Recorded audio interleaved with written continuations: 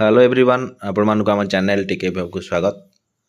तो matric result नहीं समस्त अपेक्षार अच्छा तो से रिजल्ट केबे आसीबो से नहीं न्यूज़ टी आसी से विषय में डिस्कसन करबा जोटा कि आपण देखि परथे थंबनेल देखि 20 पर मैट्रिक फल आसीबार संभावना अच्छी जोटा कि व्हाट्सएप रे मध्य जानि परिबे रिजल्ट। तो एथर व्हाट्सएप माध्यम रे भी आपण माने रिजल्ट जानि परिबे बोली न्यूज़ माध्यम रे आपण डिस्कसन करबा आगो। नेक्स्ट देखि तो नवम श्रेणी बाइसाइकेल जो मिले तापाई एबे तथ्य मगा गलानी। तो केते पिला बाइसाइकेल पाइबे सेथिपाई तथ्य मगाई से रिलेटेड न्यूज़ भी मध्य अच्छी। तो आपण माने यदि फर्स्ट टाइम चैनल व्यू करचंती चैनल को सब्सक्राइब करा सहित बेल आइकन क्लिक कर दियंतु जोथिपाई कि नुआ नुआ नोटिफिकेशन वीडियो अपलोड होला मात्र पाई परिबे। तो न्यूज़ देखि नबा।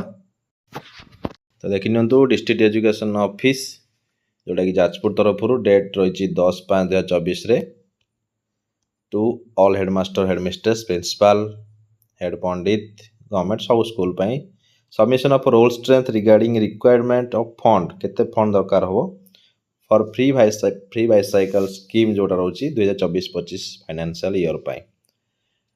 तो एथिरे 9 क्लास रो रोल स्ट्रेंथ मगा जाइछि को कैटेगरी रे केते पिला अछंती से रिलेटेड डाटा 15 तारिख सुधा तांकू मगा जाइछि। तो से देखिपारे आपण डाटा रोची जोटा कि SC ST minority unreserved girls और बॉयज मानकर डाटा मगाई ये डाटा हिसाब से फंड आसो फंड आसला ट्रांसफर हो पिला अकाउंट को। तो नेक्स्ट देखि नियंतु 20 पर मैट्रिक फल व्हाट्सएप पर जानी हेबो। माध्यमिक शिक्षा परिषद द्वारा परिचालित मैट्रिक परीक्षा फल आसंता 20 तारिख पर प्रकाश पाइबो। छात्र छात्री माने पूर्व एसएमएस और वेबसाइट रू डाउनलोड कर देखुथिले एबे आउ एक नूतन माध्यम प्रथम थर पर जोड़ीबा को जाउछि जोटा कि व्हाट्सएप रो बहुल व्यवहार को दृष्टि रखी बोर्ड पक्षरु एहाकू एथिरे परीक्षा फल मध्य जानि हेबो बोली कहा जाइछि। एथिपाई भुवनेश्वर स्थित ओडिशा कंप्यूटर एप्लिकेशन सेंटर सह वैषयिक सहायता निमंते जोगाजोग चलथिबा विश्वस्त सूत्र प्रकाश पाइछि।